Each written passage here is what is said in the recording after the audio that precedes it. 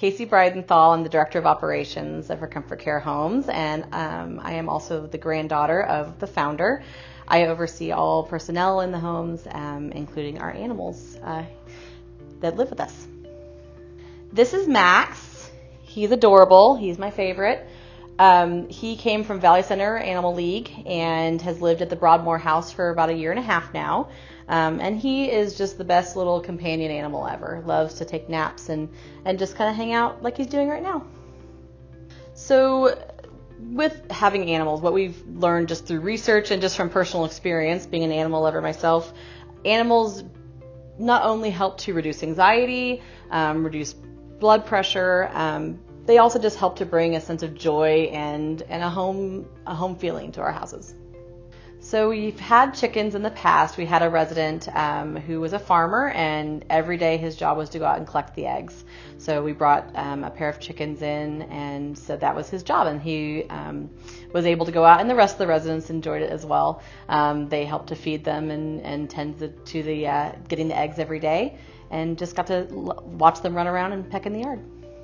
So one of the things that makes ComfortCare so special and unique is that we really are person focused. We want to give good care. We want to do all the nursing and clinical things, but we really do focus on who is that person, who are we caring for. So whether that means an animal, whether that means trying to find engagement that really speaks to them, that's one thing that we really excel at.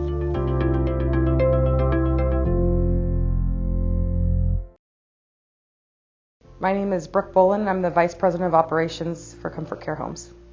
So the home environment influences daily life for someone with dementia because it is very easy for them to understand. It's not a big hotel-feeling building. They're not confused about where they're at. Everybody recognizes a home.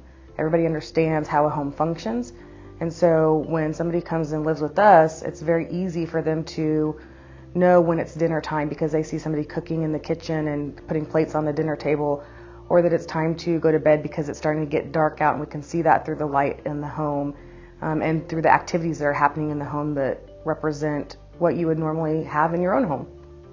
So one of the crucial parts of our intake process with our families is sitting down and really getting an in-depth history of who that person was prior to the disease process. We want to know what things they enjoyed, what they did in their life, what was important to them. Was a family a big role in that? Was their career a big role? What were their hobbies, and what things really brought them joy? And then we extrapolate all that information into a summary that the staff can utilize and read to find out about moments in these residents' lives that will help influence how they provide care for them. So the impact on families coming to ComfortCare Homes is huge. Before families come, they're a lot of times staying up with their loved ones. They're usually the full-time caregiver. Usually they are burnt out and tired, or if they're not the full-time caregiver, they're worried about what's going on with their loved one. Are they eating? Are they taking care of themselves? And one of the big things that we hear after they come to ComfortCare Homes is that they have peace of mind. They can sleep at night. They don't have to worry about if their loved one is at home, if they're safe, if they've wandered away. They can continue to live their life knowing their loved one's getting the best care possible.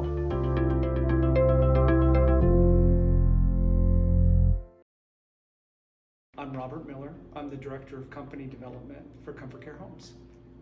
So when we build new ComfortCare Homes, much like the new West Side project, we've taken an existing single-family home, actually the first home, 219 Morningside, that the Starks bought 26 years ago. And we made that the footprint for these new designs. It's very important to us that we build a house first, and then we add those important elements that either the state or the medical community require of us in providing care to these residents. Whereas a lot of times people will build the building first, and then they'll throw residential qualities at it. So some of the important intentional design elements we might put in when we're either retrofitting a home or building a new one would be things like sound quality, noise pollution. Very keen to the fact that we have to manage those things so it's not overwhelming to the resident. So another element would be space, making sure that those rooms don't overwhelm the residents by having towering ceilings or things that don't make sense to what you might have already experienced in your own home.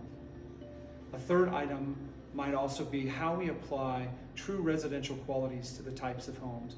That could be the types of furnishings that we utilize that represent the generation of the clients we're taking care of. Real art, things on the walls that represent either their history, their community, or things that they would enjoy that are aesthetically pleasing. What people don't know about ComfortCare Homes sometimes surprises me. You think about the fact that the Starks started this concept 25 years ago. The state wrapped its regulations around it, celebrating the fact that this was a model that changed the direction of care in this community. And still today, we have so many people that don't even know that this type of care exists. So we find it important to do a lot of education and continue to be in the community to explain to them how we're using natural, real home environments. Because when we do tours and we tell people it's a real home and then they get in that home, they're like, well, this is just a real home. And we're like, that's exactly what we were saying.